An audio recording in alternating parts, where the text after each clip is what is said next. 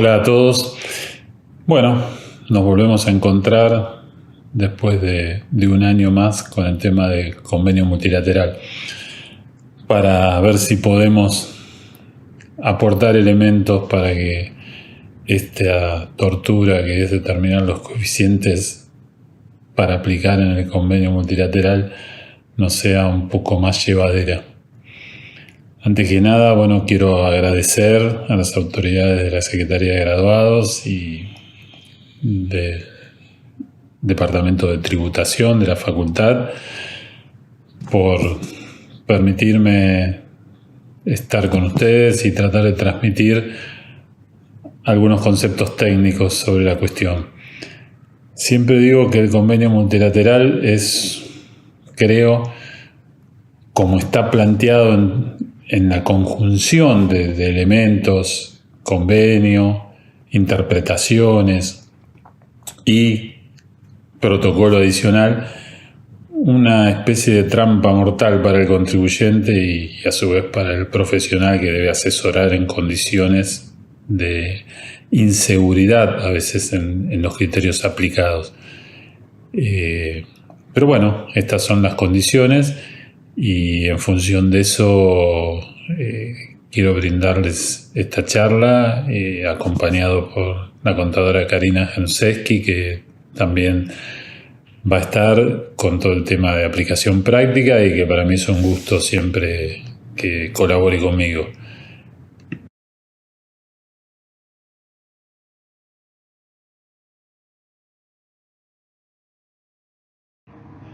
Entrando en las cuestiones técnicas de este material, entonces quiero dar el marco normativo, del cual me he valido para toda esta exposición, y dentro de esto está la Ley de Coparticipación Federal, el convenio multilateral que todos conocemos, el protocolo adicional que quizás debería tener una aplicación mejor y mayor que lo que tiene actualmente, resoluciones generales de la Comisión Arbitral, por ejemplo la 22-2020 que reemplazó a la 1-2019, que es esa recopilación de todas las que van saliendo en distintos momentos, y 3 resoluciones que han aparecido durante el año 2021. Y por supuesto resoluciones ante casos puntuales tanto de la Comisión Arbitral como de la Comisión Plenaria.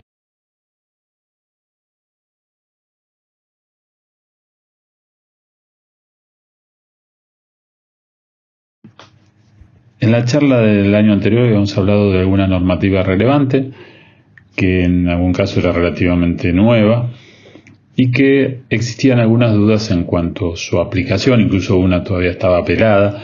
Hoy ya las tenemos confirmadas y forman parte de esta resolución 22-2020 de la Comisión Arbitral. El primer tema es la posibilidad de una jurisdicción de solicitar la baja de oficio de un contribuyente sobre el cual ha detectado inactividad. Todo esto de acuerdo a normas locales. Por otro lado, la utilización del nuevo coeficiente, ¿a partir de cuándo? Hoy ya ha quedado claro, más allá de las aclaraciones que había hecho en su momento la Comisión Arbitral del Consejo, se confirma este criterio de que es opcional, o sea que se da la posibilidad de poder utilizar el nuevo coeficiente a partir del mes de enero. Pero si no se contara con el mismo, seguimos con el viejo sistema de mantener enero, febrero y marzo el coeficiente del periodo anterior y hacer el ajuste recién en abril. Y por último, la obligatoriedad en los procesos de fiscalización de que el fisco actuante informe al resto de las jurisdicciones sobre dicha fiscalización.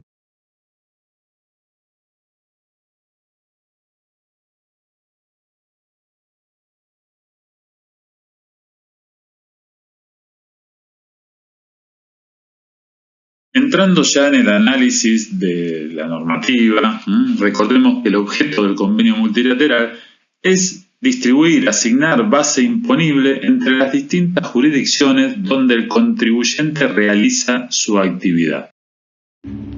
Yendo entonces al ámbito de aplicación del convenio, en su artículo 1 vemos que es necesario que se trate de actividades interjurisdiccionales y que las mismas sean inescindibles.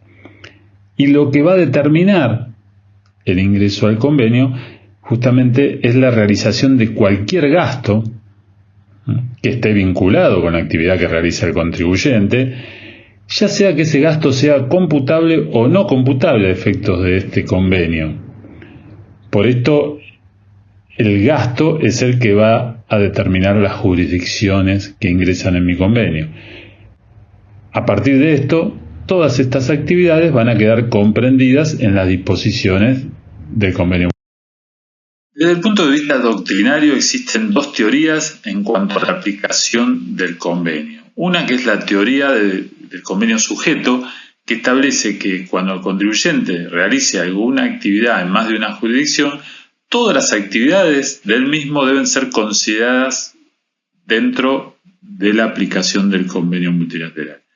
Y la teoría del convenio de actividad, que permite escindir y no aplicar el convenio a determinadas actividades que se realizan solamente en una jurisdicción. Vemos acá jurisprudencia en favor de una u otra de las teorías. En Cava hubo un fallo del Tribunal Supremo de Justicia a favor del convenio de actividad. Pero la comisión plenaria no está de acuerdo. La comisión plenaria siempre estuvo a favor de la teoría del convenio sujeto y creo que hoy ya no hay discusión posible mientras no cambie el criterio de la comisión plenaria, y lo que debe aplicarse es el convenio sujeto.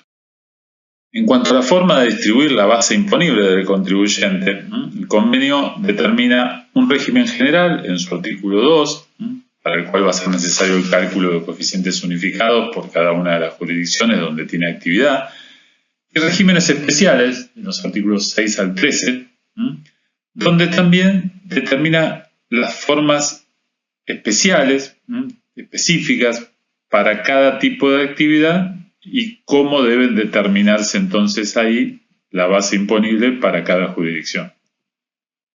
Con respecto al régimen general, el cálculo de coeficientes se va a hacer un 50% en función de los gastos computables y un 50% en función de los ingresos computables. Esto es importante, ya estamos definiendo computables, después vamos a ver cuáles no son computables. Y en cuanto a gastos, es importante porque definen lo que se denomina sustento territorial, que es lo que va a obligar al contribuyente a que esa jurisdicción ingrese y forme parte de su convenio. Y en cuanto a ingreso, el tema conflictivo es de dónde provienen los ingresos, a qué jurisdicción deben ser asignados. Y por último, recordar que la comisión arbitral tiene establecida que la información que se debe utilizar en cuanto a los sujetos que confeccionan estados contables es la realizada en moneda constante. La resolución 22 del 2020 de la Comisión Arbitral tiene normativa específica en cuanto a la determinación del coeficiente unificado cuando nos encontramos ante un inicio de actividad, ya sea un inicio de actividad general, o sea, cuando un contribuyente comienza su actividad y ya queda comprendido dentro del convenio multilateral, o el caso en que un contribuyente ya viene dentro del convenio multilateral y agrega una jurisdicción, o es contribuyente local y al agregar una jurisdicción queda comprendido dentro del convenio. ¿Qué nos dice esta resolución? Que cuando llegamos al momento de determinar el nuevo coeficiente unificado y vamos a buscar los números del cierre anterior, debemos contar con existencia de ingresos y gastos en el periodo anterior. En el caso de inicio general, cualquiera sea la jurisdicción donde haya ingresos y gastos, y en el caso en que incorpore una jurisdicción, contar con ingresos y gastos en el periodo anterior de esa jurisdicción que se incorpora. Y por otro lado, el desarrollo de un periodo de actividad que no sea inferior a 90 días corridos antes de la fecha de cierre. También acá debemos diferenciar 90 días corridos en general, cuando es un contribuyente que se inscribe por primera vez, o dentro de la jurisdicción que se incorporó. Este es el análisis que debemos hacer para ver si podemos utilizar o no. Recién hablábamos de sustento territorial. Este es el que determina que una jurisdicción deba incorporarse al convenio de un contribuyente. Este sustento se exterioriza a través del ejercicio de actividad y esa actividad se materializa por medio de los gastos. El gasto que realiza un contribuyente demuestra actividad y eso le asigna sustento territorial. El gasto, por supuesto, tiene que estar relacionado con la actividad incluida en el convenio. Y se entiende que ese gasto corresponde a donde desarrolla la actividad independientemente de donde lo abone. El gasto que determina sustento puede ser computable o no a los efectos del cálculo del coeficiente. Cualquier tipo de gasto determina el sustento. El gasto de transporte es un gasto que tiene una asignación muy definida en el propio convenio, con una interpretación de la resolución 1 de 2019 de la Comisión Arbitral, en donde si conjugamos tanto lo que dice el convenio como la resolución, definimos que este gasto, en la medida que esté a cargo del contribuyente en la entrega de la mercadería, se va a asignar por partes iguales entre las jurisdicciones entre las que se realiza el transporte. Si bien hoy ha perdido importancia en cuanto al criterio de asignación de ingresos por la evolución de los criterios que ya estaremos viendo más adelante, no por eso deja de ser un gasto importante en cuanto a la asignación de sustento territorial a las jurisdicciones a donde se entrega la mercadería. Pasemos ahora a hablar de la atribución de los ingresos, uno de los temas más importantes y más conflictivos en el convenio. Históricamente se utilizaba una concepción basada en la definición de las operaciones como operaciones entre ausentes y operaciones entre presentes, teniendo en cuenta si las partes que contrataban y que efectuaban la operación estaban ausentes o se encontraban presentes una frente a otra al realizarla. Esta concepción se fue desvirtuando con el tiempo debido a las interpretaciones efectuadas tanto por la Comisión Arbitral y la Comisión Plenaria en casos concretos de aplicación del convenio multilateral. El último párrafo del artículo 1 del convenio se refiere a las operaciones entre ausentes, como aquellas realizadas a la distancia, por teléfono, correspondencia, y dispone que quedaban comprendidas dentro del convenio multilateral en la medida que se hubieran realizado gastos en la jurisdicción. Y por otro lado, en el artículo 2 establece que los ingresos provenientes de este tipo de operaciones deben ser asignados a la jurisdicción del domicilio del adquirente. Bien, analicemos ahora algunas resoluciones de la Comisión Arbitral confirmadas por Comisión Plenaria con relación a la aplicación de la asignación de los ingresos en operaciones entre ausentes al domicilio del comprador. Esto lo vemos en varios casos donde se definió, por ejemplo, que la presencia de gastos del vendedor en el domicilio del comprador establecía una referencia de realización de actividad económica en esa jurisdicción. Como así también se estableció que era correcto considerar cualquier tipo de gasto, más allá de que fuera computable o no computable, y así es el caso donde se tomó como válido para atraer ese ingreso el gasto que se exteriorizaba en una cuenta recaudadora en la jurisdicción del comprador, donde este comprador depositaba el pago de la operación, y esto le originaba al vendedor comisiones e incluso impuestos sobre los débitos y créditos bancarios. El artículo 20 de la resolución 1 de la Comisión Arbitral va más allá en esta intención de asignar los ingresos de operaciones entre ausentes al domicilio del comprador, estableciendo que para las transacciones por medios electrónicos, internet o similar, se va a considerar que el vendedor tuvo un gasto en la jurisdicción del comprador. Esto en realidad crea una ficción, porque en realidad el gasto no está en esa jurisdicción, pero así lo establece. Entonces, toda transacción por medio de internet o similar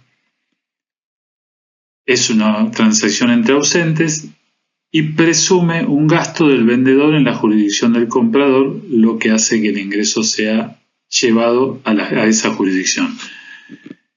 Aclaremos que esto, en mi criterio, es la venta que se realiza en Internet y no cuando alguien utiliza Internet para enviar un correo electrónico que sirve de gestión para la operación. Con respecto también a atribución de ingresos en operaciones entre ausentes y relacionado con las transacciones por medios electrónicos, recientemente la Comisión Arbitral acaba de emitir la Resolución General 5, donde establece parámetros y condiciones que indicarían la existencia de presencia digital del vendedor, prestador o locador en la jurisdicción del domicilio del adquirente. Esto haría automáticamente que se considerara, por lo que vimos antes, que tiene gastos en esa jurisdicción. También a través de la lectura de esta resolución parecería confirmarse que el correo electrónico no es considerado, como creo yo que debería ser, una venta a través de sistemas electrónicos. Y por otro lado, importante también, para que no nos apresuremos, es que por el momento de dictado de esta resolución, no es aplicable para el cálculo del coeficiente 2021, o sea que todos los conceptos que están en esta resolución, que indica cuáles son los parámetros para establecer de que hay presencia digital del vendedor en la jurisdicción del que está adquiriendo, recién serían aplicables a partir del periodo 2022. Siguiendo con las operaciones entre ausentes y la atribución de estos ingresos, la resolución 1 en su artículo 21 va más allá y establece que estas ventas deben ser asignadas al lugar de destino final de esos bienes, es decir, donde los mismos serán utilizados, transformados o comercializados por el comprador. Pero también establece un orden de prelación de lugares a tomar en cuenta como para el lugar de asignación de ese ingreso cuando no fuera posible establecer ese destino final.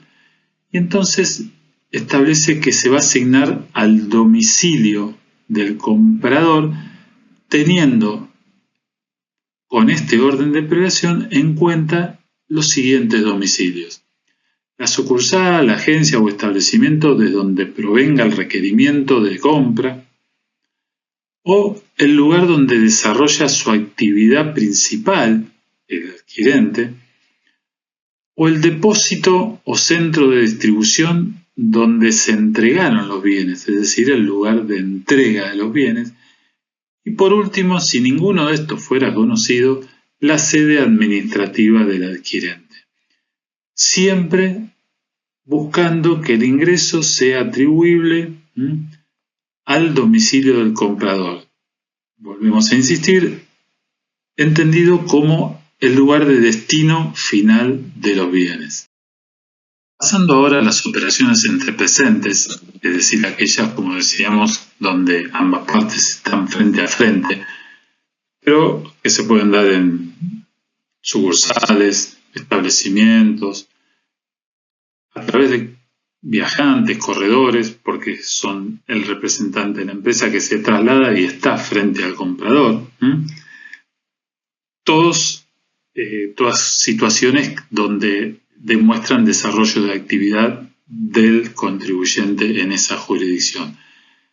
Un caso de la Comisión Arbitral, para resolver, repasó los lugares que se consideran como de origen de los ingresos o se consideraban a ese momento para este tipo de operaciones, estableciendo el lugar de concertación de la operación, también el lugar del domicilio del adquirente en algunos casos o lugar de erradicación de los bienes.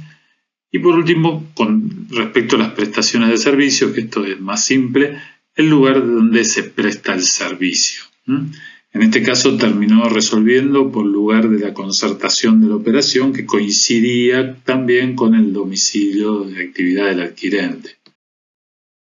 Bueno, ahora si analizamos estos dos casos concretos de comisión arbitral y uno confirmado por la comisión plenaria, vemos cómo va evolucionando el criterio, y cada vez va coincidiendo tanto la operación sea entre presentes o entre ausentes. Y además en la causa Gilera Motors lo dice la comisión arbitral, que así sean entre presentes o entre ausentes las operaciones, la idea es que el ingreso se atribuya al lugar de destino de los bienes, en la medida que éste sea conocido por el vendedor, y de lo contrario, el domicilio del adquirente.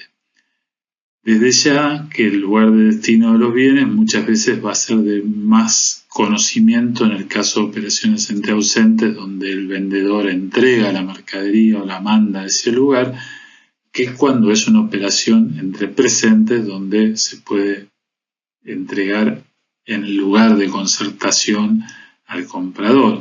Pero igualmente el criterio cada vez va tendiendo más a que el lugar donde se atribuyan los ingresos sea el lugar de destino de los bienes. Como les decía recién, en la causa Alvar, la comisión plenaria fija definiciones importantes con relación a lo que debe tenerse en cuenta para establecer cuál es el lugar a donde se deben atribuir los ingresos. Y aparte, fija la posición en cuanto a que no hay diferenciación entre si el ingreso se origina en una operación entre presentes o en una operación entre ausentes. Lo importante es determinar si el contribuyente conoce al comprador y a través de ese conocimiento sabe cuál es el lugar geográfico de donde provienen los ingresos derivados de la venta, es decir, el lugar donde se encuentra radicado ese comprador. Entonces, si se da ese conocimiento y a su vez el vendedor tiene sustento territorial en esa jurisdicción, esa debe ser la jurisdicción a la que deberá atribuir los ingresos. También vemos otros dos casos más recientes donde se vuelve al destino final de los bienes, pero con esa condición de que el vendedor conoce al comprador y conoce cuál es su domicilio, cuál es el domicilio del adquirente, y ese es el que se fija como destino final de los bienes. Bueno, teniendo ya definidos más o menos los criterios con respecto a la atribución de ingresos relacionados con la venta de bienes, vemos que vamos tanto en la venta entre ausentes como en la venta entre presentes. Por eso les decía que al principio como que esa discriminación o diferenciación había perdido fuerza, porque tanto en una como otra vamos rumbo al criterio de destino de los bienes, domicilio del comprador, en la medida que esto sea conocido por el vendedor. Ahora pasamos a la atribución de ingresos en cuanto a la prestación de servicios, donde también veníamos con una doctrina, un criterio pacífico, hasta un último caso de la comisión plenaria que vamos a analizar más adelante, que nos trae alguna duda. Pero bueno, empecemos con lo que venía consensuado. El artículo 21 de la resolución 1 de 2019 de la comisión arbitral establece en cuanto a que independientemente de dónde se hayan contratado los servicios, se deben asignar a la jurisdicción los ingresos de donde el servicio haya sido efectivamente prestado, ya sea de manera directa o a través de un tercero. Entonces, jurisdicción donde se presta el servicio es la jurisdicción a donde deben asignarse los ingresos. Hay un caso especial que se da cuando el servicio es eventual y a futuro. Se contrata, se paga, pero con respecto a una prestación que va a ser a futuro y eventual y que incluso puede ser que no se dé, que no se efectúe la prestación. Estos, por ejemplo, son los casos de la medicina prepaga, de las obras sociales. Entonces, tanto en una causa de la comisión plenaria, donde se definió, como también a través de una resolución general de la Comisión Arbitral, la 4 del 2019, que hago hincapié y la ven subrayada porque al ser resolución general es obligatoria, ya no es un caso concreto. Se aplica para todos y tiene vigencia a partir de la norma que está interpretada, o sea, como que siempre esto debió ser de esta manera. ¿Y qué es lo que define en este caso? Que se fijará el lugar al que debe ser atribuido el ingreso en función de las cápitas, es decir, el domicilio de los beneficiarios asegurados. El contribuyente deberá asignar el ingreso al domicilio, en este caso, del afiliado, que paga esa prestación a futuro y eventual, porque es posible que nunca la reciba, pero está cubierto para recibirla si la necesita.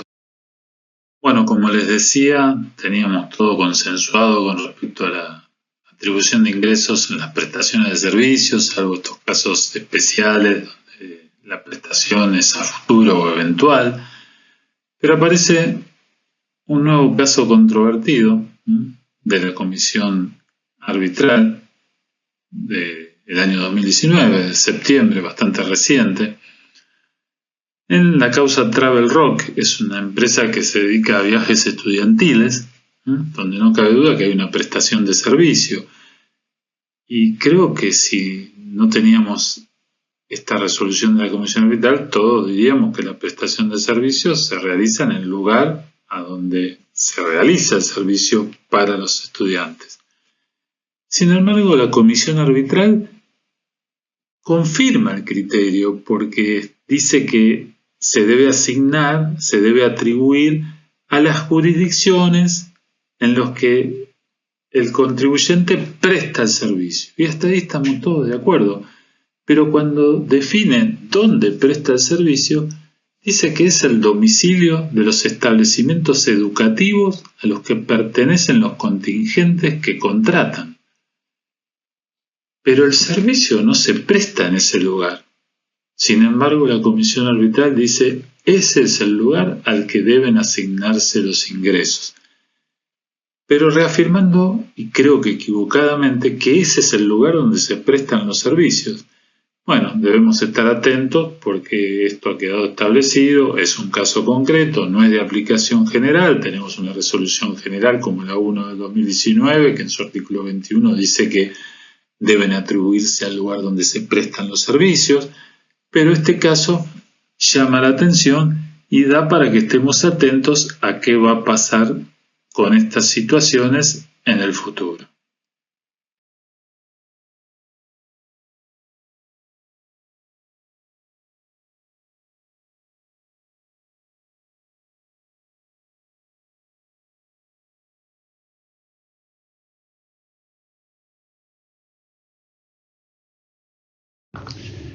Bien, a esta altura ya sabemos a qué jurisdicción vamos a asignar los ingresos, pero ahora tenemos que calcular el coeficiente y debemos determinar cuáles son los ingresos computables para el cálculo del coeficiente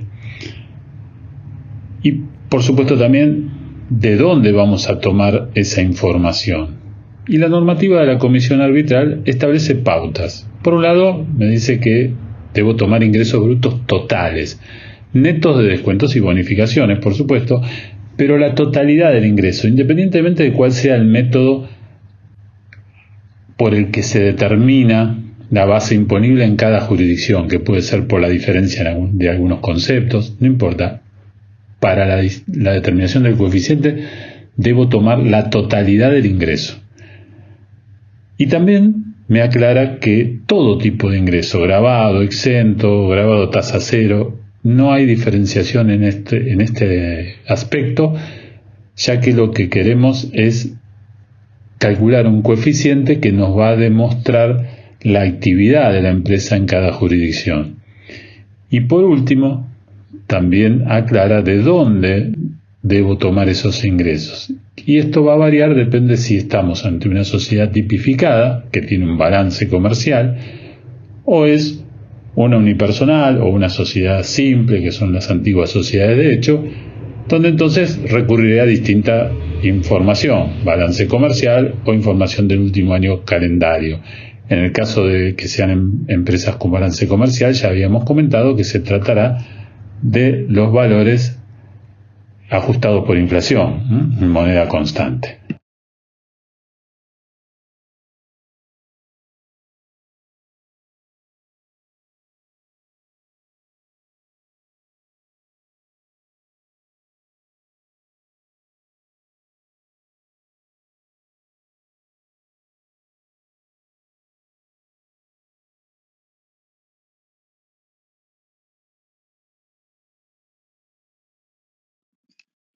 Bueno, veíamos recién cómo determino los ingresos, de dónde tomo esos ingresos, cuáles son en general.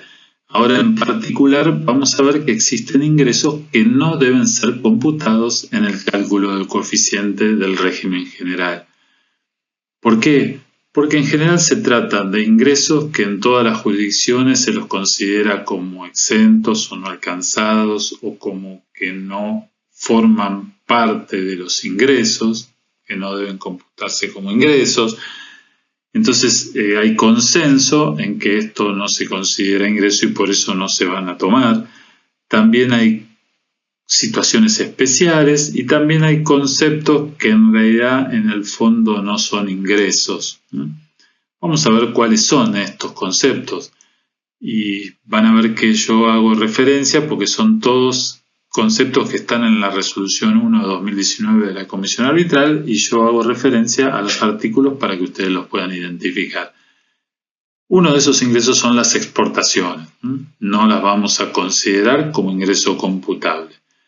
Tampoco las ventas de bienes de uso, ya que estas ventas en realidad no son expresión de actividad del contribuyente. Los recuperos de deudores incobrables y también los recuperos de gastos. El recupero de gasto no es un ingreso en sí. El recupero de deudor incobrable tampoco lo es porque es solamente la compensación de algo que fue tomado como deducción y que luego se terminó cobrando. Los recuperos de impuestos tampoco se van a computar, pero con la condición que el contribuyente no sea el sujeto de impuesto y que solamente este sea un impuesto que le cobraron a él y que él lo traslada, lo factura por separado y por el mismo importe que le cobraron y así lo está recuperando. Entonces, en esos casos no se va a considerar como ingreso. Las diferencias de cambio tampoco se consideran como ingreso. Los subsidios estatales que recibe el contribuyente no son ingresos computables. Los ingresos de regímenes especiales. Dijimos que los regímenes especiales no formaban parte del régimen general, que eran formas especiales que el convenio determinaba para distribuir la base imponible y por lo tanto no pueden sus ingresos formar parte del régimen general. Y tampoco serán computables como ingresos los valores positivos del valor patrimonial proporcional. Pasamos ahora al análisis del otro componente del coeficiente, los gastos. ¿Y cuáles son los gastos no computables? Primero, los que establece el convenio en su artículo 3. El costo de la materia prima, el costo de mercadería vendida o cualquier costo de elementos que se incorporen al producto. Tampoco va a ser computable el costo de obras o servicios contratados para su comercialización. No confundamos con gastos de comercialización. Esto se trata de la tercerización de mi actividad. Yo contrato a alguien que hace lo que yo hago para que él lo realice en mi nombre. Entonces es un costo de un servicio que contrato para venderlo. Los gastos de propaganda o publicidad tampoco son computables. Los tributos nacionales, provinciales, municipales, los intereses tampoco son computables. Una limitación, o sea, un gasto que sí es computable pero con limitación. Los honorarios de directores, socios gerentes, no van a ser computables en lo que excedan del 1% de la utilidad del balance comercial ajustado por inflación. Y en cuanto a amortizaciones, el convenio establece que se podrán computar las admitidas por el impuesto a las ganancias, las amortizaciones ordinarias admitidas por el impuesto a las ganancias, con lo cual podemos decir que no son computables todas las amortizaciones extraordinarias o aquellas que no estén admitidas por el impuesto a las ganancias. Seguimos con los gastos no computables y ahora pasamos a los que establece la Resolución 1/2019 de la Comisión Arbitral. ¿Y qué dice la resolución? Que no van a ser computables los gastos vinculados a la exportación. O sea, todos los gastos relacionados con exportaciones no son computables. ¿Por qué? Porque los ingresos tampoco son computables y no podemos entonces computar los gastos. Los deudores incobrables. Esta deducción de deudores incobrables no es computable, como tampoco es computable el ingreso por su recupero. Las diferencias de cambio. El convenio hablaba de intereses como no computables. Ahora la Comisión Arbitral lo hace extensible a diferencias de cambio y cualquier tipo de actualización no va a ser computable como gasto. Los gastos de los regímenes especiales. Son regímenes que no entran en el régimen general. Entonces, así como no eran computables sus ingresos, tampoco son computables los gastos. Y el valor negativo que pueda obtenerse del valor patrimonial proporcional. Estos son los gastos no computables. Recordemos algo importante. Todos estos gastos no son computables a los efectos de determinar los coeficientes. Recuerden que los coeficientes se determinaban 50% en función de ingresos y 50% en función de gastos. Todos estos gastos no se van a computar para ese coeficiente, pero todos estos gastos sí fijan sustento territorial, fijan al desarrollo de actividad y fijan jurisdicciones que entran en nuestro convenio. O sea que yo puedo tener una jurisdicción donde no tengo gastos computables, pero sí tengo gastos que originan el sustento territorial en esa jurisdicción y que hacen que yo la tenga que incluir en mi convenio. Quiero comentarles ahora dos casos que considero relevantes de la comisión plenaria. El primero, que ya lo habíamos comentado el año anterior, pero como es un tema que me parece importante en cuanto a la conflictividad con lo que se venía haciendo, es el caso de los productores de seguro. La comisión plenaria considera que los productores de seguro no están incluidos en el artículo 7 del convenio multilateral, que ese artículo es para entidades de seguros y que el productor no lo es, y que por lo tanto queda encuadrado en el artículo 2. Esto trae un problema en general con los productores, porque creo que la mayoría venían liquidando por el artículo 7. Es más, las compañías de seguro, cuando les hacen las retenciones, las hacen en función de considerar el 80 y el 20% en las distintas jurisdicciones de acuerdo al criterio del artículo 7. Pero bueno, es el criterio que tiene la comisión plenaria, que es probable que en cuanto a la redacción del artículo 7 técnicamente sea correcto el criterio, pero que en cuanto a la practicidad me parece que no es buena esta interpretación, pero debemos aplicarla porque es la que establece la comisión plenaria. Y otro caso de la comisión plenaria, la causa Maikar, donde más allá del fondo de la causa, creo que rescato con un poco de sorpresa que la comisión plenaria se haya referido a los pedidos por correo electrónico, que están contemplados en el artículo 1, último párrafo, como que dan la acreditación del sustento en la jurisdicción del comprador, de acuerdo a la resolución 83/2002, que fue la original y que luego quedó también incluida en la resolución 1/2019 y 22/2020, en cuanto a la venta a través de medios electrónicos. Entonces, parecería a la comisión plenaria decir el correo electrónico es una venta por medios electrónicos, cosa con la que no estoy de acuerdo, ya lo he comentado.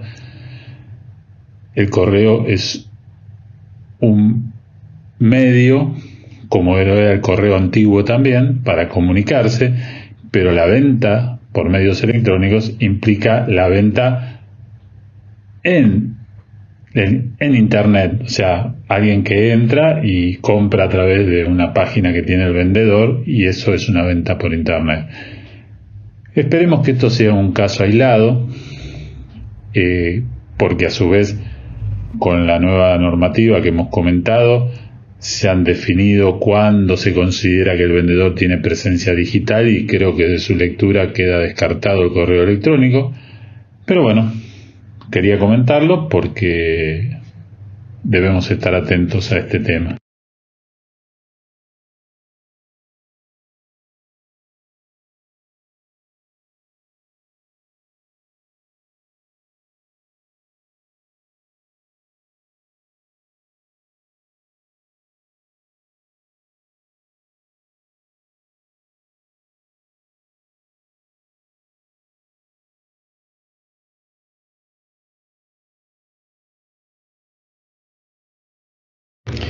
Si bien los regímenes especiales no son tema de esta charla, quería comentarle dos novedades que tienen que ver con regímenes especiales.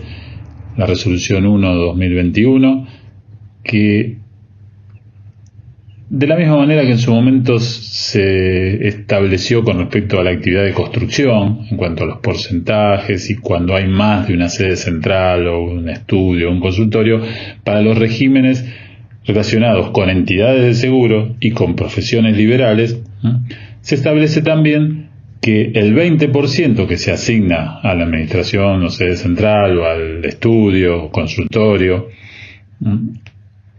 se va a repartir entre las dos jurisdicciones donde exista consultorio, estudio o administración, en función de los gastos que se incursionan en cada una de esas jurisdicciones. También plantea la situación de qué pasa cuando se inicia actividad. Bueno, durante el periodo de inicio se va a tomar por partes iguales ese 20% repartido entre las jurisdicciones. Y por supuesto aclara que aún teniendo parte de ese 20%, si en alguna jurisdicción se desarrolla actividad, tiene derecho a tomar el 80% en función de desarrollo de actividad.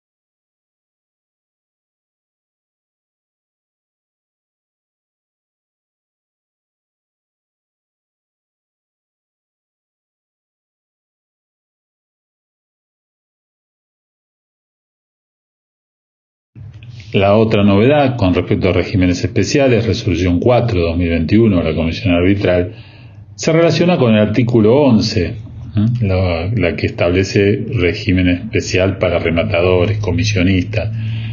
Y en cuanto a esto, primero aclara que está establecido este régimen solamente para comercialización por intermediarios de bienes muebles, semovientes o inmuebles, ninguna otra situación o caso. Que la radicación de los bienes va a ser donde se encuentran ubicados al momento que se comercializan. Y similar al anterior que analizamos, ¿qué pasa cuando hay más de una oficina central? Bueno, distribución también en función de los gastos efectivamente soportados en cada jurisdicción de esas oficinas. Y también aclara que en esa jurisdicción donde tengo la oficina central está radicado el bien, esa jurisdicción tiene derecho a que se compute el 100% de los ingresos en la misma.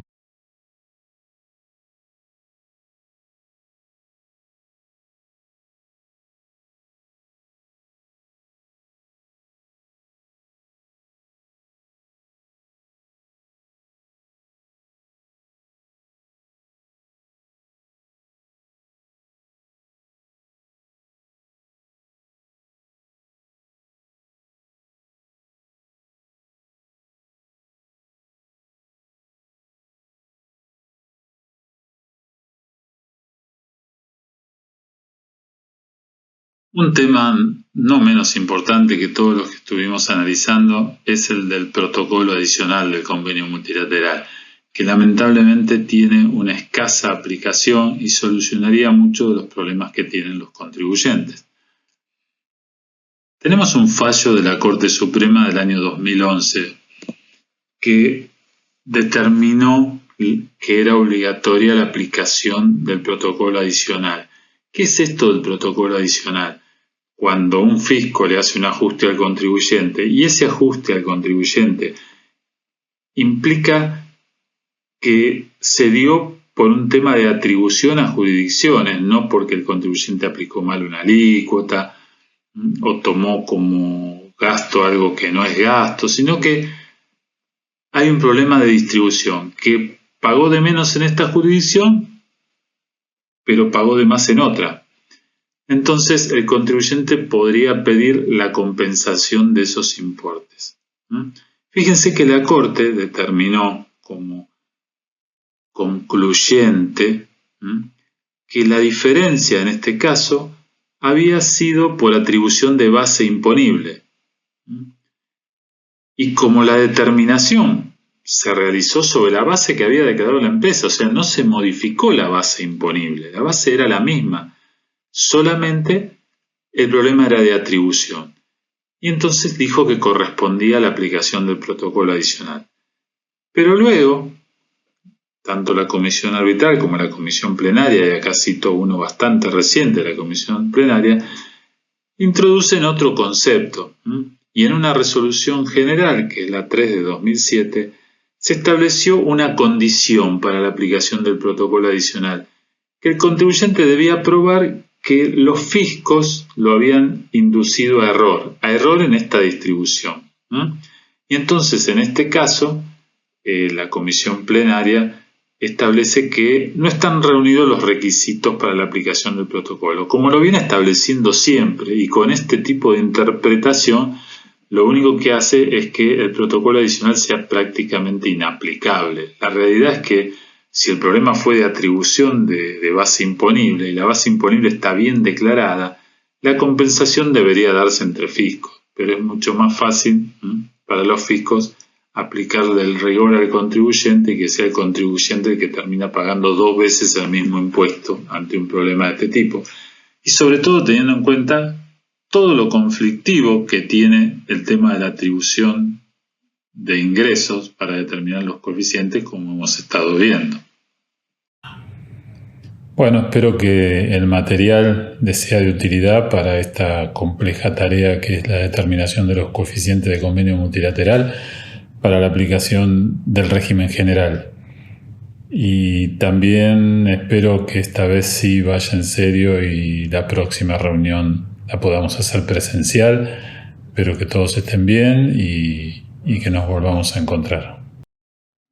Hola, ¿cómo les va? Bueno, un placer estar nuevamente acá y por eso les quiero agradecer a la Secretaría de Graduados y al Departamento de Tributación por permitirme compartir nuevamente una charla con ustedes y agradecer muy especialmente al profesor Aldo Maggiolo por poder colaborar con él sobre este tema, ¿sí? Él ya dio la parte teórica de convenio multilateral y yo les voy a comentar un caso práctico de cómo determinar el coeficiente unificado y hacer la liquidación del anticipo del impuesto sobre los ingresos brutos.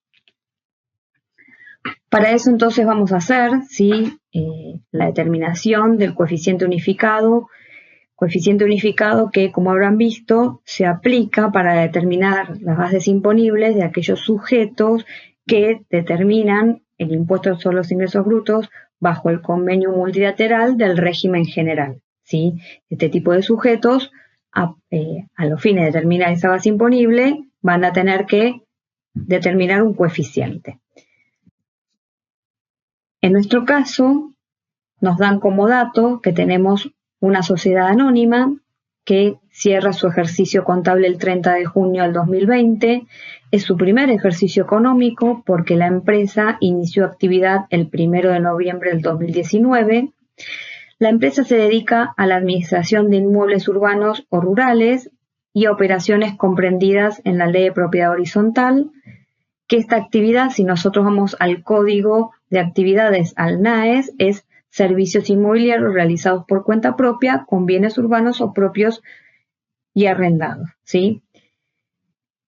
La empresa tiene su domicilio legal y fiscal en la Ciudad Autónoma de Buenos Aires y para su actividad tiene 2 inmuebles que los alquila y se ubican en Ciudad Autónoma 1 y en Buenos Aires otro.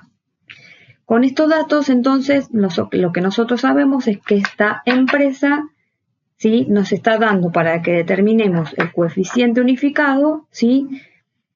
Y lo que estamos viendo es que esta empresa es nueva, ¿sí?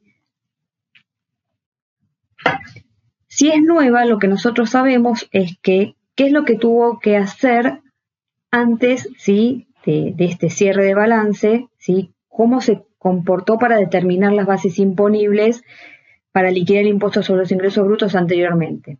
Y lo que hizo fue aplicar lo que en el convenio multilateral, en el artículo 14, inciso A, es el régimen de inicio. ¿De qué se trata este régimen de inicio?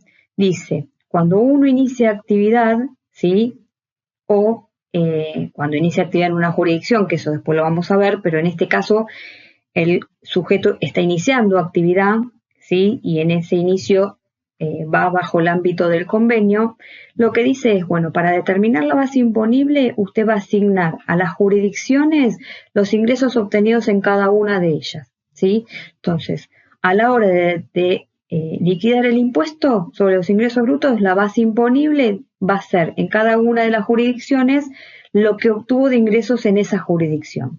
Y así va a liquidar el impuesto ¿hasta cuándo? Hasta que se produzca lo que dice la comisión arbitral en cuanto a la interpretación de ese artículo 14, hasta que se produzca conjuntamente 2 condiciones: que tenga ingresos y gastos, no importa en qué jurisdicción, y que cuente con una actividad desarrollada no inferior a 90 días, ¿sí? Entonces, si se produjeron estas 2 situaciones, va a poder determinar el coeficiente. Hasta tanto no se producen estas situaciones, aplica lo que se conoce como régimen de inicio, ingreso directo. Las actividades que van por regímenes especiales no aplican, ¿sí?, al régimen de inicio. ¿Por qué?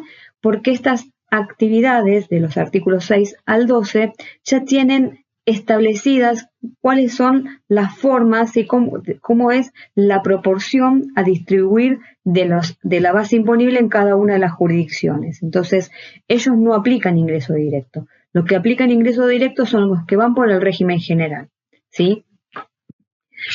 ¿Cómo sería en nuestro caso? En nuestro caso dijimos que esta empresa cierra ejercicio el 30 de junio, inició el 1 de noviembre.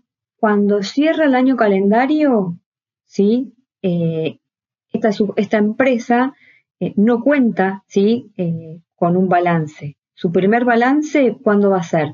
En junio del 2020. Por lo tanto, esta empresa, desde que inició actividad, o sea, del 1 de noviembre, aplicó lo que vimos que es el régimen de inicio, ingreso directo por el artículo 14, inciso A. ¿Y hasta cuándo lo va a hacer? Lo va a hacer hasta el cierre del siguiente año, o sea, hasta el 31 de diciembre. Aplica régimen de inicio hasta el 31 de diciembre de 2020. ¿Por qué? Porque hasta esa fecha ya cuenta con un cierre de ejercicio, cuenta con estas dos condiciones que vimos anteriormente, que tenga ingresos y gastos y que tenga una actividad mayor a 90 días. Entonces, como se produjo esto al 31 de diciembre, recién ahí entonces determina coeficiente. Antes aplicó artículo 14, inciso A, ingreso directo. ¿Cuándo entonces aplica y determina el coeficiente? También la comisión arbitral hace una interpretación. ¿Qué es lo que está diciendo? Dice, si usted cuenta con un balance en el cual pueda en el primer anticipo del año calendario determinar coeficiente, aplíquelo y úselo. Con lo cual, esta empresa, parada con su cierre de balance 30 de junio, en el primer anticipo del año 2021 podría aplicar los nuevos coeficientes y podría determinar los nuevos coeficientes.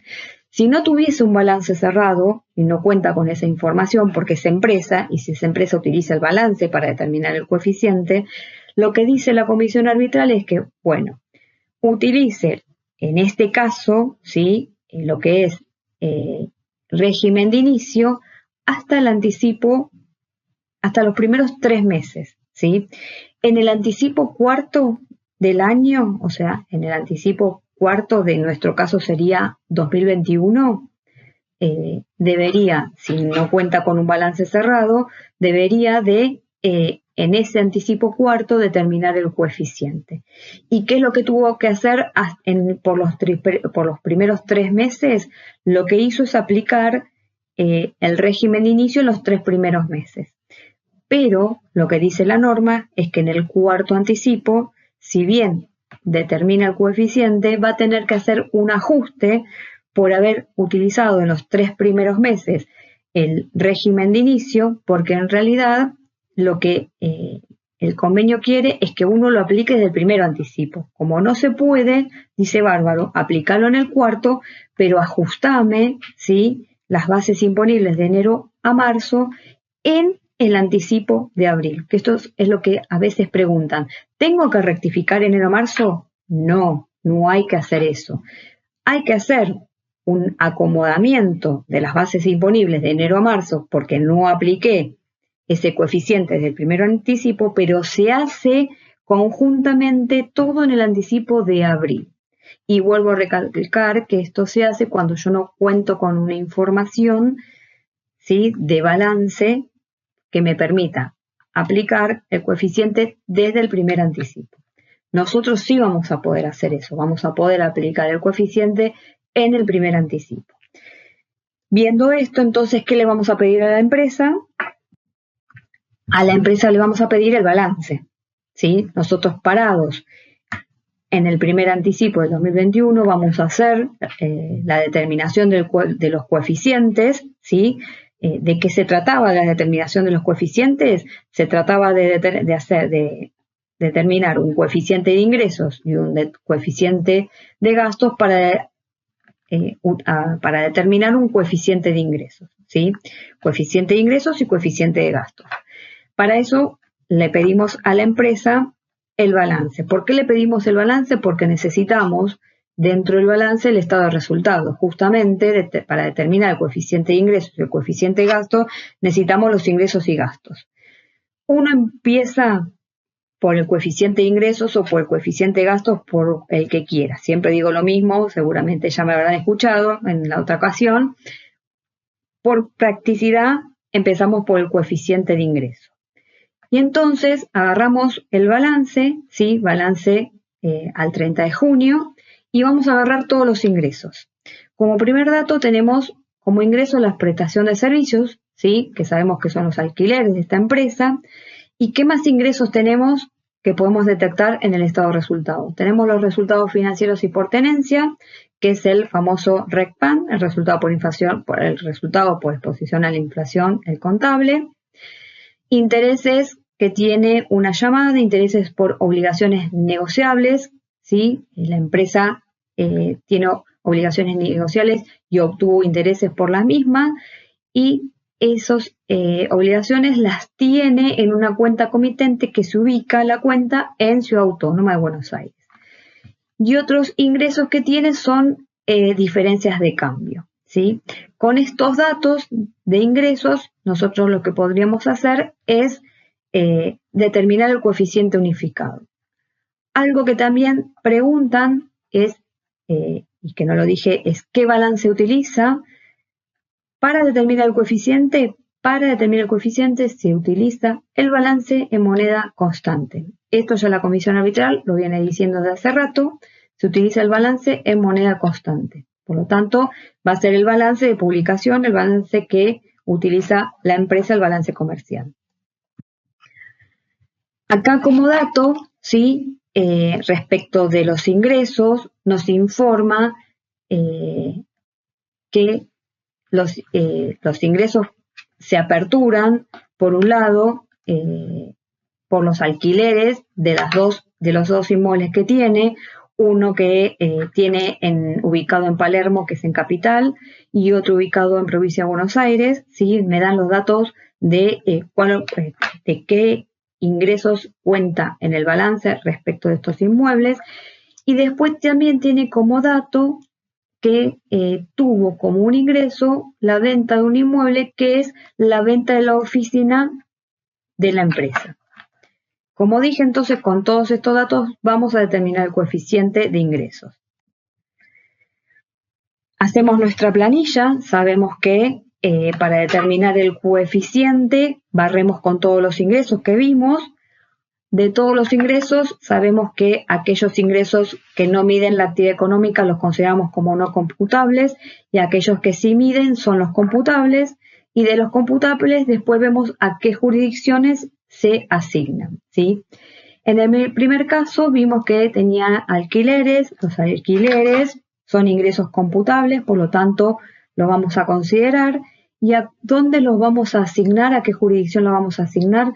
Lo vamos a asignar a la jurisdicción donde estos ingresos se obtienen. Entonces se obtienen en donde cada uno de los inmuebles está ubicado, y por eso asigno los ingresos por alquileres a donde están ubicados los inmuebles. Con respecto a la venta del inmueble, que de la oficina, es la venta de un bien de uso. ¿Qué es lo que dice la comisión arbitral en la resolución general? Es que los resultados por venta de bienes de uso son considerados no computables. Por eso este tipo de ingreso no los tengo en cuenta para determinar el coeficiente. Con respecto al RECPAN, ¿la comisión arbitral o el convenio multilateral dice algo? No. Con esto nada dice al respecto. Entonces, ustedes habrán visto que uno lo que tiene que, para determinar el coeficiente, es utilizar un criterio que pueda ser razonable. De hecho, el convenio multilateral así lo dice. Y entonces, el criterio que uno puede adoptar es lo que en el convenio celebrado en Córdoba, que fue un convenio, un intento de modificación del convenio. Ese convenio, lo que se decía era que el resultado por exposición a la inflación, al igual que la diferencia de cambio, se consideraban como no computables. Si uno ve ese convenio, que era bastante sustentable y que para algunas cosas se aplican, por ejemplo, en ese convenio se hablaba que el resultado de la venta de bien de uso era no computable, y hoy en día la comisión arbitral así lo determina. Entonces, es un buen criterio utilizar lo que dice ese convenio multilateral y considerar el RECPAN como no computable, ¿sí? Las obligaciones negociables, ¿sí? ¿Las vamos a considerar o no las vamos a considerar? La verdad es que no tengo una situación por la cual no considerarla. Si ustedes me van a confundir que las obligaciones negociables en los códigos fiscales, como en el de capital, se consideran ingresos exentos, lo que yo obtengo de esas actividades, eso es para la liquidación del impuesto. Para la determinación del coeficiente, la comisión arbitral me dice que para determinar los coeficientes yo tengo que tomar todos los ingresos, los exentos y grabados o grabados a tasa cero. Por lo tanto, por más que este ingreso a la hora de liquidar el impuesto es exento, a la hora de determinar el coeficiente es computable. Yo considero no computable lo que la comisión arbitral me determine o lo que en los criterios, como en el caso del RECPAN, ¿sí?, me considero que pueda ser no computable. El resto, ¿sí?, un ingreso que sea exento a la hora de la liquidación del impuesto sobre los ingresos brutos, si dentro de la resolución de la comisión arbitral no me dice nada o un uso y costumbre no me dice nada, yo lo voy a tener que considerar como computable. ¿Y a dónde lo voy a asignar? Y en este caso, como criterio, adoptamos que lo voy a asignar donde se encuentra la cuenta comitente, que es en capital. Con la diferencia de cambio, ¿qué hago con este ingreso? Este ingreso, si nosotros vamos a lo que dice la comisión arbitral, la resolución general, se considera como no computable, ¿sí? Barrido todos los ingresos, lo que puedo hacer entonces ya es determinar el coeficiente de ingresos. El coeficiente de ingresos que se determina con los 4 decimales, como me dice la comisión arbitral. Una vez que determiné entonces los ingresos, me falta la otra pata, que es determinar el coeficiente de gastos. Para eso vuelvo de nuevo al estado de resultados, porque en el estado de resultados voy a ver los gastos para determinar el coeficiente de gastos. En ese estado de resultados, ¿sí?, si bien me indica cuáles son los gastos, no tengo una apertura, ¿sí?, no están aperturados. La apertura en los gastos, ¿en donde lo tengo? Es en el anexo, ¿sí?, en el anexo 1, que es el cuadro de gastos. Y por otro lado, tengo como información, ¿sí?, en una nota, cuánto es el impuesto a las ganancias.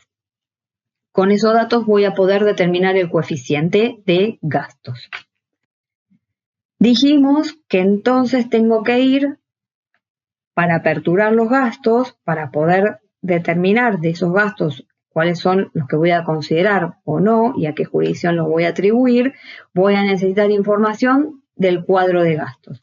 El cuadro de gastos, si bien me apertura los gastos, a la empresa le voy a tener que preguntar, ¿sí?, me va a tener que informar, porque realmente del cuadro de gastos tampoco voy a poder identificar algunas de las cosas que necesito para poder determinar y asignar los gastos a cada una de las jurisdicciones. Entonces vamos a ir mirando cada uno de estos gastos y le vamos a ir preguntando a la empresa de qué se trata. Y así la empresa nos va diciendo. Con respecto a los honorarios de servicios profesionales, me dice que corresponden a los honorarios de los abogados y del contador y que están prestados en la administración de la sociedad. Los honorarios del director me dicen que corresponden al presidente del directorio. Con los otros servicios me apertura y me dice que son gastos de los inmuebles y me da el detalle, ¿sí?, de los gastos de cada uno de los inmuebles destinados a alquiler. Con respecto a los gastos de mantenimiento me dicen que son del inmueble ubicado en Palermo. Los gastos bancarios es por la cuenta de la sucursal que tengo ubicada y está abierta la cuenta en Capital del Banco Ciudad.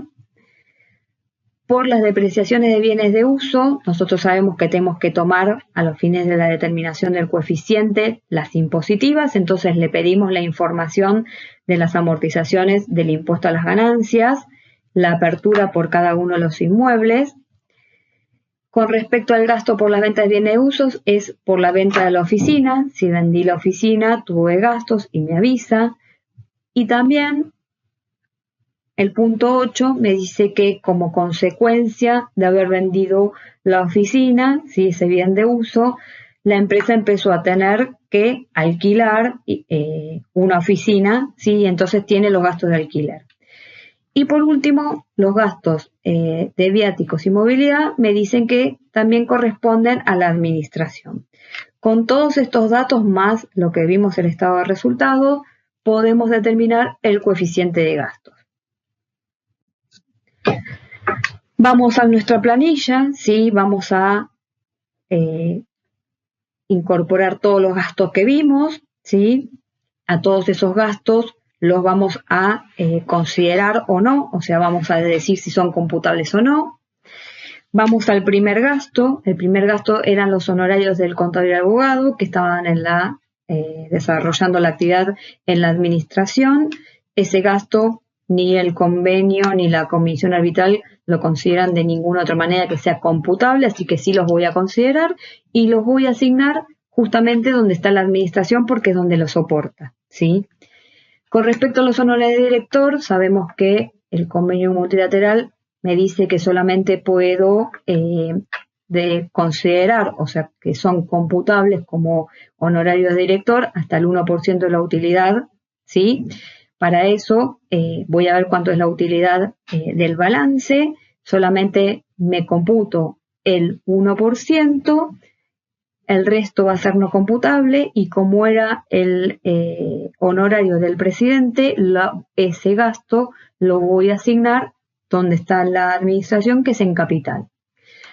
Los otros servicios, si nosotros vamos a lo que nos informó la empresa, nos hizo la apertura, ¿sí? Que eran los gastos de los alquileres de cada una de los inmuebles, entonces voy a asignar ese gasto donde se soporta, que es donde están ubicados cada uno de los inmuebles. Sabemos que los impuestos son no computables, así que tanto los impuestos, tasas y contribuciones como el impuesto a la ganancia son no computables. Del gasto mantenimiento me dijeron que eran gastos del inmueble ubicado en Palermo, por lo tanto va a ser computable y asignado a capital porque es el inmueble que alquilo. El gasto bancario vamos a considerarlo donde está ubicado la cuenta porque se supone en la jurisdicción donde se soporta el gasto. Dijimos que las amortizaciones voy a considerarlas impositivas, ¿sí? La empresa me dijo cuánto es de amortización del impuesto a las ganancias y aparte me hizo la apertura de cuánto es la amortización para capital y para provincia donde están ubicados cada uno de los inmuebles. Entonces distribuyo en función donde cada uno de los inmuebles está ubicado, ¿sí? Los gastos por venta de bienes de uso, si el ingreso por venta de bienes de uso fue no computable, el gasto va a tener la misma suerte, o sea, va a ser como no computable. El alquiler de la oficina va a ser computable y asignada a la jurisdicción de capital. Y por último, los gastos de viático y movilidad nos informaron que eran gastos de la administración y entonces lo voy a asignar donde se ubica la administración. Barrido todos los gastos, ¿qué es lo que voy a poder hacer? Determinar el coeficiente de gastos, con los 4 decimales como vimos con el coeficiente de ingreso. Determinado el coeficiente de ingresos y determinado el coeficiente de gastos, ¿qué es lo que voy a poder hacer? Determinar el coeficiente de ingresos, ¿sí? El 50% de los ingresos y el 50% de los gastos, esos sumados me dan el coeficiente unificado. Coeficiente que en nuestro caso, como el balance se cerraba en junio del 2020, voy a poder aplicar estos nuevos coeficientes en el primer anticipo del año calendario, que va a ser en enero del 2021, ¿sí? Vamos entonces a nuestro caso, ¿sí? Vamos al primer caso de determinar las bases imponibles para liquidar el impuesto sobre los ingresos brutos como consecuencia, ¿sí?, de haber determinado el coeficiente unificado. Para eso necesitamos los datos de la empresa, ¿sí?, de cuáles fueron los ingresos. La empresa acá nos informa que por los alquileres, ¿sí?, de los 2 inmuebles que tiene, por el alquiler de Palermo tiene el alquiler mensual de 39.000 pesos y ese alquiler se destina a vivienda. Y por el alquiler de Provincia de Buenos Aires, que está en Lanús, tiene un alquiler mensual de 25.000 pesos y que también tiene destino vivienda. Ya estamos en la liquidación del impuesto sobre los ingresos brutos. ¿Sí? Yo acá me paro en ver lo que cada una de las jurisdicciones establece, ¿sí?, en su código fiscal y en su ley tarifaria para determinar el impuesto sobre los ingresos brutos, ¿sí? Y acá lo que voy a tener que ver es si la actividad que se desarrolla en cada una de esas jurisdicciones está alcanzada, está exenta y cuál es la alícuota que le corresponde a cada una de esas jurisdicciones. Para eso voy a tener que ir a los códigos fiscales para saber si la actividad está gravada o está exenta. En Capital, ¿qué me dice respecto de la actividad de locación de inmuebles? Lo que me dice es que la actividad va a estar exenta si cuenta con un alquiler destino vivienda, pero de hasta 2 unidades. Y siempre que el monto de alquiler no supere lo que la ley tarifaria indique. La ley tarifaria para el año 2021 indica que el alquiler mensual no puede superar los 30.000 pesos. Por lo tanto, para el caso de la actividad de esta empresa, va a estar alcanzada por el impuesto en el ámbito de capital. ¿Qué pasaría en Provincia de Buenos Aires? En Provincia de Buenos Aires, la locación de inmuebles va a estar exenta si posee un inmueble destino vivienda. En este caso, este sujeto, al tener 2 inmuebles destino vivienda, lamentablemente no le cabe la exención y por eso la actividad en el ámbito de Provincia de Buenos Aires está exenta, está gravada del impuesto sobre ingresos brutos, ¿sí? Entonces, con estos datos de cómo considerar la actividad para liquidar el impuesto, voy a poder determinar el impuesto sobre los ingresos brutos de cada una de estas jurisdicciones, ¿sí? Dijimos que este sujeto puede aplicar el coeficiente en el primer anticipo. Si aplica el coeficiente en el primer anticipo, mira cuáles son los coeficientes que determinamos, ¿sí? Recién, mira cuál es la base imponible, ¿sí? Que son el alquiler de enero, porque no le cabe nada más que el mes de enero. Entonces mira la base imponible del mes de enero, le aplica a la base imponible del mes de enero los coeficientes de cada una de las jurisdicciones y con eso va a tener las bases imponibles de cada una de las jurisdicciones. Con las bases imponibles de cada una de las jurisdicciones va a poder determinar el impuesto sobre los ingresos brutos de cada una de las jurisdicciones. Como las 2 jurisdicciones la actividad está gravada, la base imponible queda alcanzada. A eso, ¿qué le tengo que hacer? Le tengo que aplicar la alícuota, voy a tener que mirar respecto de cada una de las actividades, cuál es la alícuota que cada una jurisdicción indica, ¿sí? En su código tarifario, en su ley tarifaria, cuál es la alícuota que le corresponde y aplicarle a la base imponible la alícuota. En Capital muchas veces me preguntan respecto de este alquiler, ¿sí? Esta actividad de alquiler, cuál es la alícuota que le corresponde. Y hay una respuesta porque en la ley tarifaria la alícuota la podemos ver que puede ser del 1,5 o del 3. Nosotros, si vamos al espacio de diálogo que tienen ustedes ahí, en el espacio de diálogo lo que dijo la JIP es que cuando la actividad es alquiler destino vivienda, la alícuota es del 1,5. Si el alquiler no fuera vivienda, la alícuota fuera del 3. Por eso, que es algo que preguntan todo el tiempo, ¿cuál es la alícuota? ¿Sí? En el caso de alquileres, si es destino vivienda, en el ámbito de capital, la alícuota es del 1,5. Entonces, a cada una de las bases imponibles le aplicamos la alícuota y así determino el impuesto. Impuesto al cual se le podrán restar las retenciones o percepciones y las retenciones bancarias. Si tengo un saldo a favor del periodo anterior, lo podré restar. Y así en cada una de las jurisdicciones podré determinar el saldo a favor o a pagar, ¿sí? En cada una de las jurisdicciones. Todo esto, si ustedes ven, el año pasado nosotros hablamos, ¿sí? También sobre el convenio multilateral y volcamos todo lo que vimos, tanto en determinación del coeficiente como en la liquidación del anticipo, como todo esto se vuelca en donde en el CIFERE web, ya sea para el CM05, que es donde yo voy a volcar la información de los coeficientes unificados, o en el CIFERE web, en las liquidaciones mensuales como ir a volcar la liquidación mensual también de estas jurisdicciones. O sea, acá no volvimos a mostrar las pantallas del CIFERE web porque son las mismas pantallas que vimos y nos detuvimos el año pasado. Así que si las quieren ver, las pueden observar del curso pasado. Acá quizás lo que más quisimos detenernos es ver cómo aplicar los coeficientes según los distintos cierres de balances, y también en el caso de inicio de actividad, que muchas veces uno no sabe cómo aplicar justamente los coeficientes o cómo aplicar los ingresos directos en el caso de inicio de actividad. Justamente vamos al segundo caso. Vamos al caso en donde voy a aplicar los coeficientes en el cuarto anticipo, ¿sí?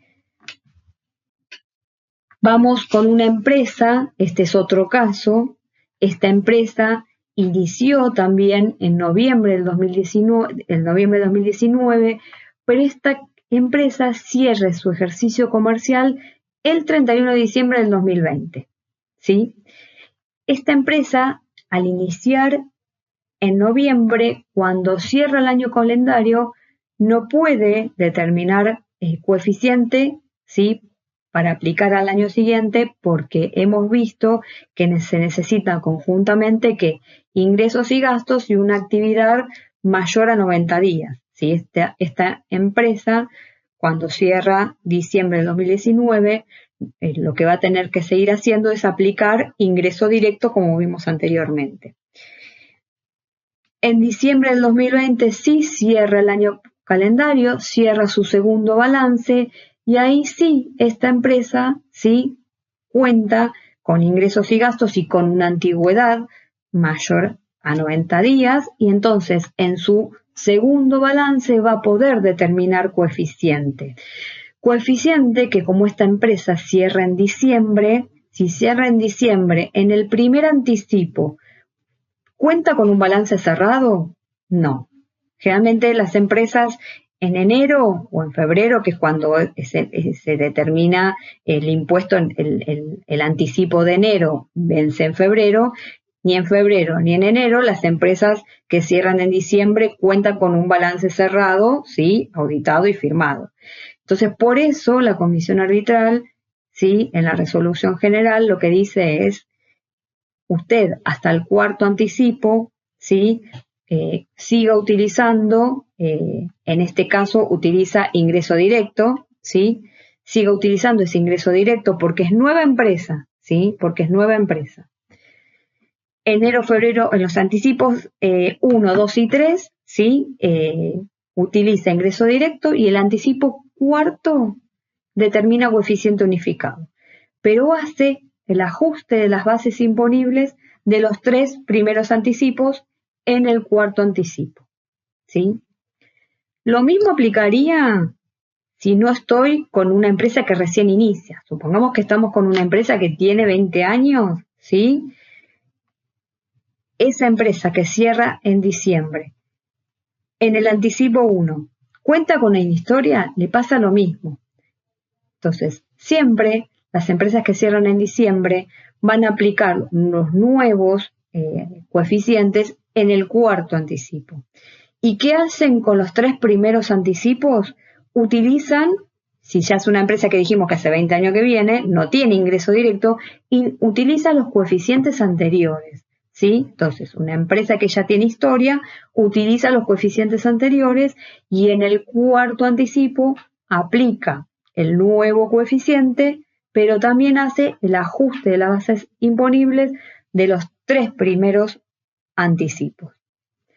Eso lo vimos el año pasado, el material ustedes lo tienen, así que lo pueden reflotar y mirar cómo era una empresa que venía con una historia y tiene que pasar del coeficiente anterior al coeficiente viejo, al coeficiente nuevo. Acá lo que nos quisimos detener es algo que habitualmente no lo ven, es cómo pasar de inicio de actividad a aplicar el coeficiente. Para eso, entonces, la empresa también nos va a seguir dando la información para determinar el impuesto sobre los ingresos brutos, también nos va a tener que decir cuáles son los ingresos mensuales. Vamos a aplicar en este caso los mismos datos que vimos anteriormente, es decir, que se trata de una empresa que tiene los dos inmuebles, tienen los dos inmuebles con los mismos ingresos por alquiler en capital y en provincia, los mismos destinos vivienda. Hemos visto por qué este tipo de alquileres estaban grabados en cada una de las jurisdicciones, o sea, en cuanto a datos de ingresos mensuales son los mismos, ¿sí? Y la aplicación es la misma. Acá en este caso lo que nos va a cambiar es que el nuevo coeficiente lo aplicamos a partir del cuarto anticipo, ¿sí? Nosotros en el anticipo 1, 2 y 3 aplicamos el régimen de inicio, artículo 14, inciso A, ingreso directo, y en el cuarto anticipo determinamos el nuevo coeficiente. Para no hacer otro ejemplo, utilizamos el caso anterior, los coeficientes que usamos en la determinación del caso anterior, ¿sí? Pero lo único que acá va a diferir es que esos nuevos coeficientes lo aplicamos en el cuarto anticipo, ¿sí? Y entonces, ¿de qué se trata liquidar el anticipo cuarto? ¿Sí? En este caso va a ser abril del 2021. Es los ingresos del mes de abril van a ser determinadas las bases imponibles con los nuevos coeficientes, ¿sí? Y por los ingresos de los anticipos 1, 2 y 3 voy a ver cómo se determinaron las bases imponibles en cada uno de esos periodos, ¿sí? Voy a acumular las bases imponibles, ¿sí? De enero a marzo. Voy a ver cuánto es el total en cada jurisdicción por haber aplicado este régimen de inicio en cada una de las jurisdicciones. Ahí ven que en capital el acumulado es 117.000, en provincia de Buenos Aires es 75.000. ¿Qué hubiese pasado si hubiese aplicado el coeficiente? Eso es lo que me quieren decir con el ajuste. ¿Qué hubiese pasado si yo hubiese determinado los anticipos con coeficiente? Y bueno, si hubiese aplicado los coeficientes que determiné, los ingresos, o sea, las bases imponibles, ¿sí? Acumuladas de enero a marzo, me hubiesen dado en capital 166.839 y en provincia de Buenos Aires me hubiese dado 25.160. Entonces, ¿qué me dice? Bueno, ajusta. ¿Cuándo? En abril. A la jurisdicción que, por ejemplo, en capital le aplicaste una base imponible de 117.000 cuando le tendrías que haber aplicado una base imponible de 166.839, bajale, ¿sí? Bajale no, subile, porque 166 es más que 117, subile 49.839 a capital, porque le corresponde más, mientras que a provincia de Buenos Aires le determina este impuesto con una base imponible mayor, 75.000, cuando en realidad, si hubieses aplicado la base imponible, eran 25.160, bajale 49.839. Siempre explico lo mismo. El ajuste de las bases imponibles de los primeros 3 anticipos no es tener más base imponible, o sea, más ingresos, sino recalcular lo que apliqué por haber utilizado, en este caso, ingreso directo, y si hubiese utilizado el coeficiente viejo, por haber aplicado el coeficiente viejo, y no haber utilizado este nuevo coeficiente, ¿sí? Entonces, en la liquidación se va a componer por este ajuste de bases imponibles de los primeros 3 anticipos, por utilizar el coeficiente por los ingresos del mes de abril. Esto me va a dar el total de las bases imponibles correspondientes al anticipo cuarto, ¿sí? Al cual le voy a aplicar las alícuotas que ya explicamos, ¿sí? Porque era la alícuota capital esto. En provincia, obviamente miramos el código tarifario y vemos cuál es la alícuota que corresponde por esta actividad. Determinamos impuesto, le podemos restar las retenciones y las percepciones como vimos y el saldo a favor como vimos, ¿sí? Esta parte no cambia. Pero sí, en este caso, queremos mostrar específicamente cómo es aplicar, ¿sí? En el cuarto anticipo el nuevo coeficiente cuando uno está iniciando actividad. inicié actividad, apliqué ingreso directo, pero después cuarto anticipo, en el cuarto aplico el nuevo coeficiente y recálculo lo que hice de enero a marzo, ¿sí? Y el último caso que nos queríamos detener también es, ¿qué pasa si yo doy de alta, ¿sí?, una nueva jurisdicción? Y aparte también tengo que determinar, ¿sí?, el coeficiente en el cuarto anticipo, ¿sí? ¿Cómo sería la liquidación del impuesto sobre los ingresos brutos con todos estos datos? Vamos al caso. Vamos con la empresa que también inicia actividad noviembre del 2019, cierre de ejercicio junio, ¿sí? Pero en enero del 2021 da de alta la jurisdicción de Entre Ríos. ¿Qué es lo que estuvo haciendo esta empresa? Cuando inició actividad al 31 de diciembre, primer cierre calendario, ¿qué hizo? Siempre estuvo utilizando ingreso directo, régimen de inicio, artículo 14, inciso A. ¿Hasta cuándo? Hasta cuando se cerró su primer balance, 30 de junio, ¿sí? Cierra el año calendario y el anticipo, enero del 2021, esta empresa va a poder utilizar los coeficientes. Hasta el 31 de diciembre del 2020, ¿qué hizo esta empresa? Siguió con el régimen de inicio del artículo 14, inciso A. A partir del anticipo enero del 2021, cuenta con el balance, va a poder determinar coeficiente, ¿sí?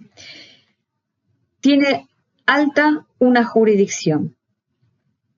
¿Qué es lo que tiene que hacer cuando uno da de alta jurisdicción? Veamos.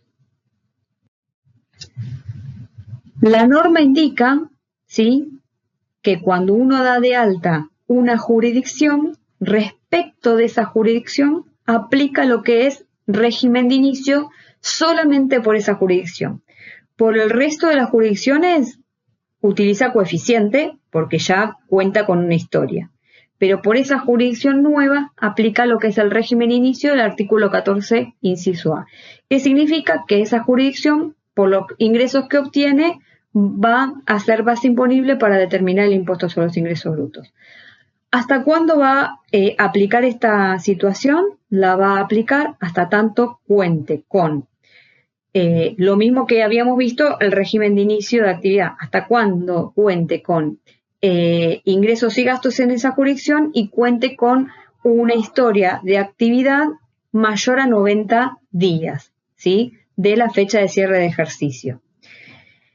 Y lo va a poder aplicar, ¿sí?, en el primer anticipo, si cuenta con un balance, ¿sí?, en ese primer anticipo. Y si no, va a tener que utilizarlo a partir del cuarto anticipo, pero los tres primeros anticipos utilizará el régimen de inicio, ¿sí?, como vimos anteriormente, pero en el cuarto anticipo determina coeficiente por todas las jurisdicciones y por esa jurisdicción nueva también, y hace un ajuste de la base imponible solamente respecto de esa jurisdicción.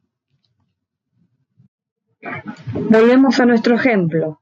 La empresa que cerraba el 30 de junio, que había iniciado 1 de noviembre del 2019 y que da de alta la jurisdicción de Entre Ríos en enero del 2021, respecto de esta jurisdicción, ¿sí?, va a utilizar ingreso directo por la jurisdicción de Entre Ríos por enero del 2021, ¿hasta cuándo?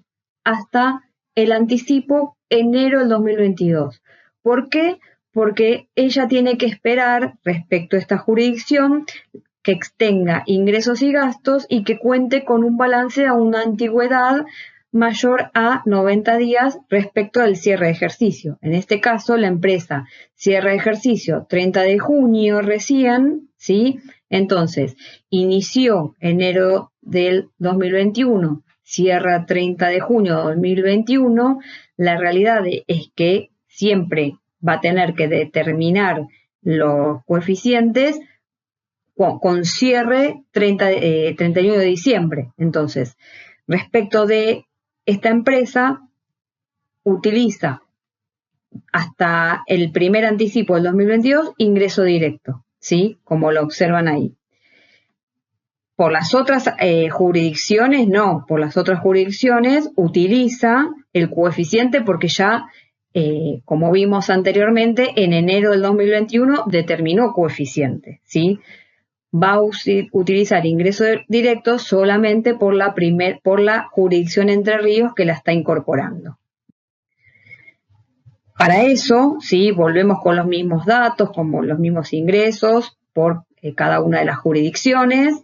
En este caso, lo que se nos agrega es la información de la actividad de alquileres en la jurisdicción de Entre Ríos, que empieza en enero del 2021, con un ingreso de 30.000 pesos mensuales, y acá lo que nos informan que el destino es turístico, ¿sí? Seguramente es alquiler temporario, ¿sí? Y entonces, si nosotros vamos al tratamiento de la jurisdicción para saber cómo se determina el impuesto sobre los ingresos brutos en esa jurisdicción, en el Código Fiscal de Entre Ríos lo que dice que es la exención opera por el alquiler destino vivienda. Como este alquiler es destino turístico, no va a estar exento y por lo tanto también respecto de este alquiler en esta jurisdicción va a quedar alcanzado por el impuesto sobre los ingresos brutos. ¿Cómo sería la liquidación del impuesto sobre los ingresos brutos en el anticipo enero del 2021 respecto de esta empresa? Con los datos que vimos originalmente, en enero del 2021 esta empresa, ¿sí? Que es su primer ejercicio que cerró, el balance 30 de junio del 2020, como vimos, en enero del 2021, como vimos también, determinó sus primeros coeficientes, ¿sí? Coeficientes que los aplica a partir del 1 de enero porque cuenta con un balance en el anticipo del primer año para poder aplicar coeficiente. Pero en enero del 2021 inicia actividad en la jurisdicción Entre Ríos. Por lo tanto, esta empresa, por la jurisdicción de Capital y por la jurisdicción de Provincia de Buenos Aires, utiliza el coeficiente que determinó, pero por la provincia de Entre Ríos aplica el artículo 14, inciso A, que es ingreso directo por esa jurisdicción. El ingreso que se obtiene de esa jurisdicción se aplica a esa jurisdicción. Y esas son las bases imponibles de cada una de las jurisdicciones. A esas bases imponibles, como vimos anteriormente, le aplicamos la alícuota, determinamos el impuesto, si hay retenciones se restan, al igual que los saldos a favor de los periodos anteriores de cada una de las jurisdicciones, y con eso me van a dar los saldos a favor o a pagar de cada una de las jurisdicciones. Bueno, espero que les haya sido de utilidad. Vuelvo a agradecer especialmente por la participación y cualquier cosa que necesiten, estoy a disposición de ustedes. Muchas gracias y cuídense.